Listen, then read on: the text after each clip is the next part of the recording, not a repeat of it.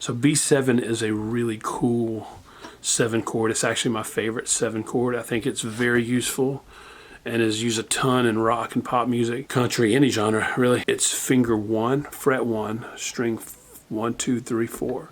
Then you go finger 2, fret 2, string 5. Then you're gonna go finger 3, fret 2, string 3 right here. And then finger 4 just pops down right there on fret 2, string 1. Easy peasy. Kind of wants to go there anyway. So this is how your B7 chord sounds.